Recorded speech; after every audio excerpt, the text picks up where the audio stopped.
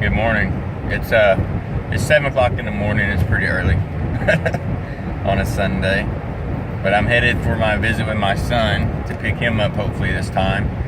My ex has been denying me visits like crazy. I can't get my lawyer to do anything, but this is all typical stuff. That's why I haven't been on here much. My life has been still moving forward at a pretty good steady pace. I've actually got some good news though. I met someone and she seems really awesome. Really awesome. We connect on so many levels. We've got a lot in common. And I was sitting here thinking about that. It's nice to have someone, but at the same time it's a little spooky because of everything that I've went through, and I don't want to drag my kids into another relationship like that. So I'm monitoring myself and her as far as any red flags really carefully, but I haven't seen any yet. I mean,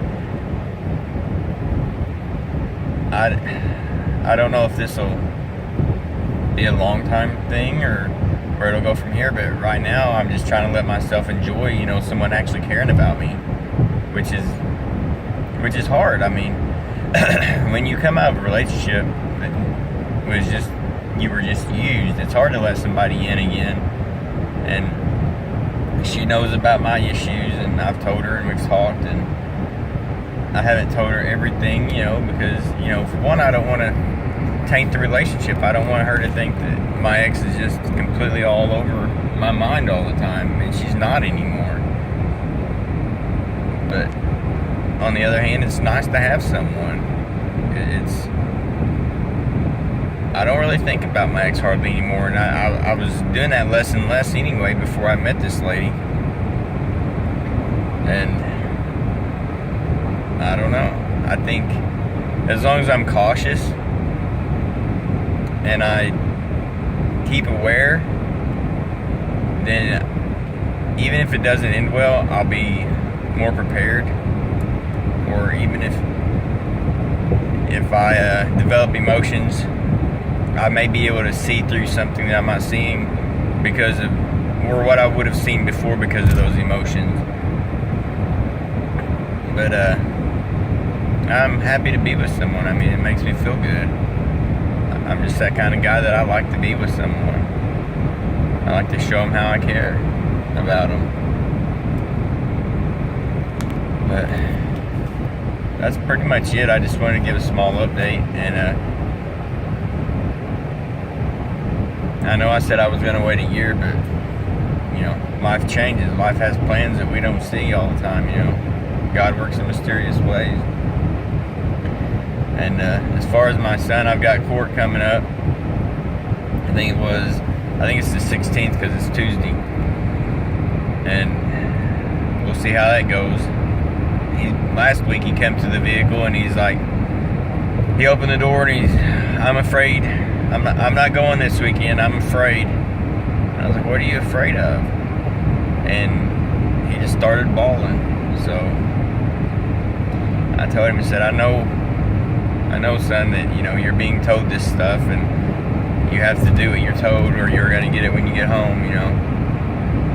So I said, I'm not gonna push you. And he shut the door and he walked off. Because I had him for Christmas, was the last time that I had him, and I'd missed visits before that and visits after that. But I did get him for Christmas Eve. That was my normal scheduled visit. And he came over, pretty much opened up presents, and got a bellyache, and he had to call his mom to leave because, that's what she told him to do. But my daughters, they're starting to see how things are. Well, one daughter did, but my other daughter that actually stayed with the narc for a little bit afterward is really starting to see how things are and how she does. And none of us understand it. Even my counselor, we don't get it. I asked the court, or my attorney was supposed to ask the court and the GAL for a counselor for my son, because, you know, I'm saying he's being abused. She's saying he was abused. So why can't we get this kid a counselor to figure out what's really going on? You know, somebody's full of shit. But they won't do it. They won't do it. And the best I can come up with is my ex has 3 other boys, and they're thinking, you know, if we admit that this woman has a problem and she's not a good mom, then what do we do with these other kids? And I don't think they want that kind of headache. So I've kind of just had to take a step back and let things play out, and not only you know, involvement in trying to talk to him through text and stuff and all that, because it just never happened, and he would get in trouble. He actually gets in trouble for that by her, I've been told.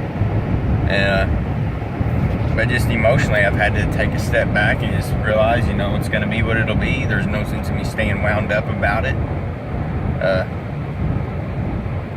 But it does. It's very emotionally charged. And well, that's about it. But thank you, and I support all you people, or I thank you for all the support all you people have shown me, and all the compassion and caring and all the advice that y'all offer. I mean, it's nice that people still care, even with these monsters out there. So I just wanted to say that and give a quick update, and let y'all know that life does get better. It just takes time, and it takes effort, and putting in effort. You know, you're not going to get through the pain quickly. You're not going to get over the past very quickly. In fact, you know, it's going to take years. You can start rebuilding anytime you want. You can start deciding not to feel that anger. You know, there's a healthy time to feel it, but you have to decide at some point, you know, this doesn't serve me anymore, and this is just still what they want. So it's better to feel love. It's better to give love and get love. Because they never will. They never will. Because the person that they're trying to convince they love is loving someone that isn't real. So they never get love. That persona gets love for a while, as long as they can keep up the act. But anyway, God bless y'all, and thank y'all.